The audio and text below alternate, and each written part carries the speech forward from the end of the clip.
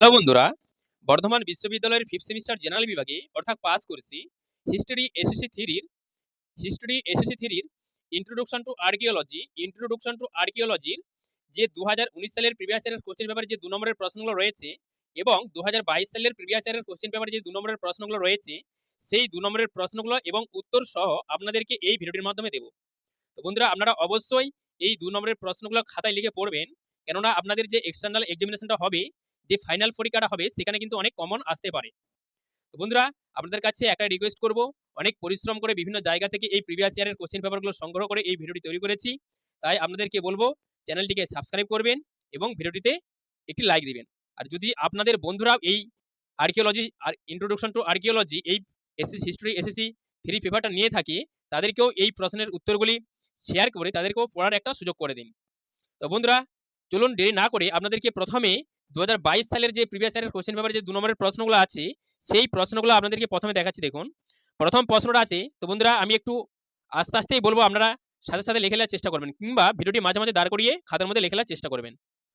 দেখুন, প্রথম যে প্রশ্নটা আছে, উৎখনন কি? উৎখনন কি? প্রত্নতাত্ত্বিক অনুসন্ধানের পরবর্তী ধাপ হিসেবে কোনো প্রত্নস্থলে যে খনন কার্য চালানো হয় এবং এবং প্রাচীন পুরাবস্তু নিষ্কাশন ও উদ্ধার করা হয়, তাকে উৎখনন বা এক্সকেভেশন বলা হয়। উৎখনন প্রধানত 2 রকমের হয়, একটা হচ্ছে উলম্ব ও অনুভূমিক। তো বন্ধুরা, এখানে দেখুন উৎখননের একটা ইংলিশ আছে, দেখুন এক্সকেভেশন। এই নামটাও কিন্তু আপনারা মনে রাখবেন, কেননা আপনাদের প্রশ্নটা এইভাবে আসতে পারে যে এক্সকেভেশন কি, এক্সকেভেশন কি, এইভাবে প্রশ্নটা কিন্তু আসতে পারে। উৎখননের ইংলিশ ওয়ার্ডটা হচ্ছে এক্সকেভেশন, ইংলিশ শব্দটা হচ্ছে এক্সকেভেশন। তাই এই এক্সকেভেশন শব্দটা কিন্তু এই উৎখননের সঙ্গে মনে রাখবেন। তারপরের প্রশ্নটা দেখুন, প্রাকৃতিক বা জৈব অবশেষ কি? যেসব সার কোনো জীবের দেহ থেকে প্রাপ্ত হয়, অর্থাৎ উদ্ভিদ বা প্রাণীর ধ্বংসাবশেষ থেকে পাওয়া যায়, যেমন গোবর সার, সবুজ সার, খোল ইত্যাদি। গাছের প্রায় সব খাদ্য উপাদানই জৈব সারে থাকে। তো বন্ধুরা, আপনাদের টোটাল 5টা প্রশ্ন কিন্তু আপনাদের এসএসসি পেপারে টোটাল 40 নম্বরের পরীক্ষা হয়। আপনাদের 2 নম্বরের টোটাল 8টা প্রশ্ন থাকে, ওই 8টা প্রশ্ন থেকে আপনাদের 5টা প্রশ্ন করতে হয়। তো বন্ধুরা, আপনাদেরকে এই 8টা যে প্রশ্ন থাকে, 2022 সালের প্রিভিয়াস ইয়ারের কোশ্চেন পেপারে যে 8টা প্রশ্ন আছে এবং 2019 সালের প্রিভিয়াস ইয়ারের কোশ্চেন পেপারে যে 8টা প্রশ্ন আছে, এই 16টা প্রশ্নই কিন্তু আমরা আপনাদেরকে এই ভিডিওটির মাধ্যমে প্রশ্ন সহ উত্তর সমেত দেব। তো অবশ্যই আপনারা খাতার মধ্যে লিখে কিন্তু পড়বেন। এই 16টা প্রশ্ন থেকেও অনেক বন্ধুরা আপনাদের কমন আসতে পারে। তো অবশ্যই বন্ধুরা খাতার মধ্যে লিখে কিন্তু পড়বেন। তারপরের প্রশ্নটা দেখুন, ওই প্রত্নতত্ত্বে এরিয়াল ফটোগ্রাফি এর উপযোগিতা কি? দেখুন, বায়বীয় ফটোগ্রাফি প্রত্নতত্ত্বের সম্ভাবনায় ব্যাপকভাবে ব্যবহৃত হয়, কারণ এটি সাইটের অবস্থানগুলি শনাক্ত করার, তাদের ল্যান্ডস্কেপগুলির পরিবর্তনগুলি রেকর্ড বা নিরীক্ষণ করার এবং এমনকি ওপরের মুক্তি বৈশিষ্ট্যগুলির মাধ্যমে ভূপৃষ্ঠের বৈশিষ্ট্যগুলি আবিষ্কার করার সম্ভাবনার করত। তারপরের প্রশ্নটা দেখুন, কার্ড ক্যাটালগিং বলতে তুমি কি বোঝো? কার্ড ক্যাটালগিং বলতে তুমি কি বোঝো? তো বন্ধুরা, আপনাদের টোটাল 8টা প্রশ্ন থাকে, 8টা প্রশ্ন থেকে আপনাদের 5টা প্রশ্ন করতে হয়। আপনাদের 2 নম্বরের টোটাল 8টা এই হিস্ট্রি এসএসসি 3 এর আপনাদের টোটাল 5টা প্রশ্ন, 8টা প্রশ্ন থাকে, 8টা প্রশ্ন থেকে আপনাদের 5টা প্রশ্ন করতে হয়। তো অবশ্যই বন্ধুরা, এই যদি 16টা প্রশ্ন আপনারা ভালো করে করতে পারেন, আপনারা হয়তো 3-4টে কোশ্চেন আপনারা কমন রিপিট পেয়ে যেতে পারেন। তারপরের প্রশ্নটা দেখুন, কার্ড ক্যাটালগিং বলতে তুমি কি বোঝো? জাদুঘরে পুরাতত্ত্ব বিষয়ক নথি বা দূরবাস্তব সংখ্যা, অবস্থান প্রভৃতিতে সংরক্ষিত। কার্ড ক্যাটালগিং বলতে তুমি কি বোঝো? জাদুঘরে পুরাতত্ত্ব বিষয়ক নথি বা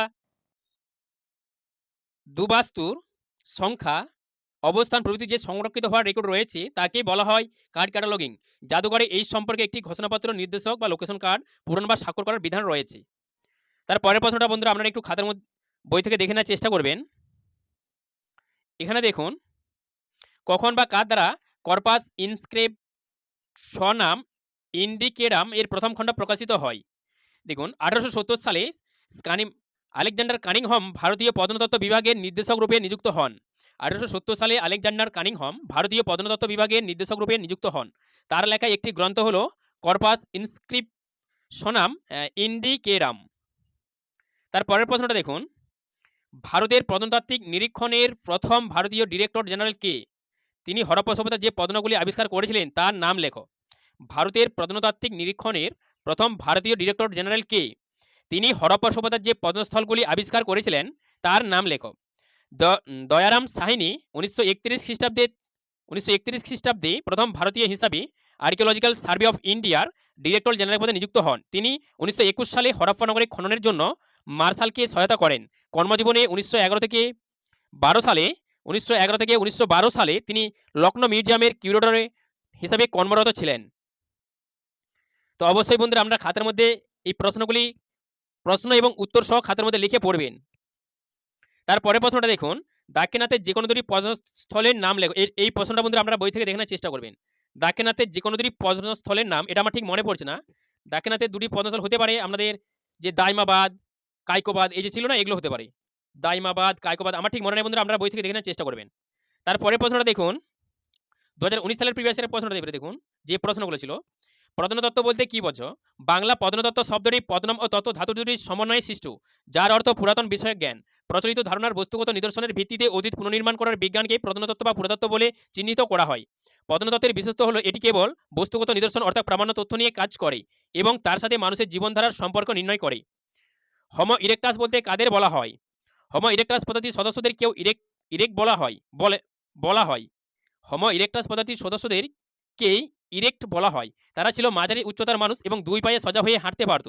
তাদের মস্তিষ্কের খুলিটি অবনত, কপাল একটু পেছনের দিকে হেলানো এবং নাক, চোয়াল ও তালু প্রশস্ত। আধুনিক মানুষের তুলনায় তাদের মস্তিষ্কের আয়তন কম কিন্তু দাঁতের দৈর্ঘ্য বেশি। তো বন্ধুরা এই প্রশ্নগুলো এতটা করে লেখার দরকার নেই। আমি যে এতটা করে দিয়েছি, ধরুন এতটা করে লেখার দরকার নেই, জাস্ট আমরা 2 নম্বরের প্রশ্ন 2 থেকে 3 লাইন লিখবেন, তাহলেই হবে। যাতে প্রশ্নটা সম্পর্কে আরও বেশি কিছু জানতে পারেন, সেই জন্যই কিন্তু বন্ধুরা আমি একটু বেশি করে লিখেছি। দেখুন, নব্যপ্রস্তর যুগ বা নবপলিয়ান যুগ। নব্যপ্রস্তর যুগ বলতে কী বোঝো? নব্যপ্রস্তর যুগ বা নবপলিয়ান যুগ ইংরেজি নিওলিথিক হলপ্রস্তর যুগের শেষ অধ্যায়, যখন পাথরের অস্ত্রশস্ত্র ব্যবহারের দ্রব্যাদি চরম উন্নতি সাধিত হয়েছিল। এএসপি আর ও কালপঞ্জি মতে খ্রিস্টপূর্ব 1000 থেকে 200 অব্দে মধ্যপ্রাচ্যের কিছু অঞ্চলে এবং পরবর্তী পৃথিবীর অন্যান্য অঞ্চলে এই যুগের সূচনা হয়।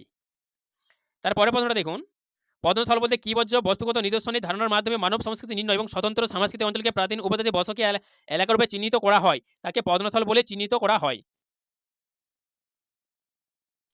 তারপরের প্রশ্নটা দেখুন, ভারত সরকারের প্রত্নতত্ত্ব বিভাগের নাম লেখো।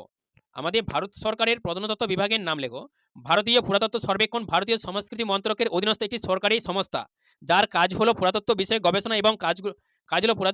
গবেষণা এবং ঐতিহ্যশালী কীর্তিস্তম্ভের সংরক্ষণ ও রক্ষণাবেক্ষণ। 1861 সালে এটি প্রতিষ্ঠিত হয়। আলেকজান্ডার কানিংহাম এই সংস্থার প্রথম সহ-পরিচালক। এই আলেকজান্ডার কানিংহাম বন্ধুরা, এনার সম্পর্কে একটু আপনারা জানবেন, কেননা আপনাদের যে এক্সটার্নাল এক্সামিনেশনটা হবে, যে ফাইনাল পরীক্ষাটা হবে, সেখানে 5 নম্বর কিংবা 10 নম্বরের প্রশ্ন হিসেবে আসতে পারে আলেকজান্ডার কানিংহাম, যিনি ভারতের প্রত্নতত্ত্ববিদ্যার প্রথম জনক হিসেবে পরিচিত। যে প্রত্নতত্ত্ববিদ্যার জনক কাকে বলা হয়, এইভাবে আপনাদের 2 নম্বরের প্রশ্ন আসতে পারে যে প্রত্নতত্ত্ববিদ্যার জনক কাকে বলা হয়। এই আলেকজান্ডার কানিংহামকে প্রত্নতত্ত্ববিদ্যার জনক বলা হয়। অবশ্যই আপনারা যে আপনাদের বই আছে আলেকজান্ডার কানিংহাম, সেই আলেকজান্ডার কানিংহামের সম্পর্কে পড়বেন। সাংস্কৃতিক ক্ষেত্র বলতে কী বোঝো? একটি সাংস্কৃতিক ক্ষেত্রকে প্রতিষ্ঠান, নিয়ম, আচার, সম্মেলন, বিভাগ, পদবি, নিয়োগ এবং শিরোনামগুলির একটি সিরিজ হিসাবে সংজ্ঞায়িত করা যেতে পারে, যা একটি উদ্দেশ্যমূলক শ্রেণীবিন্যাস গঠন করে এবং যা কিছু বক্তৃতা এবং কার্যকলাপকে অনুমোদন করে। তারপরের প্রশ্নটা দেখুন, ঐতিহাসিক বলতে কী বোঝো? ঐতিহাসিক বলতে কী বোঝো? ইতিহাসের সাথে যে বা যাদের নাম লেখা গাথা এবং ইতিহাসের সাথে যে বা যাদের নাম জড়িত সে সমস্ত বিষয়বস্তুগুলিকে বলা হয় ঐতিহাসিক। ঐতিহাসিক মানে যা কোনো ইতিহাসকে ধারণ করে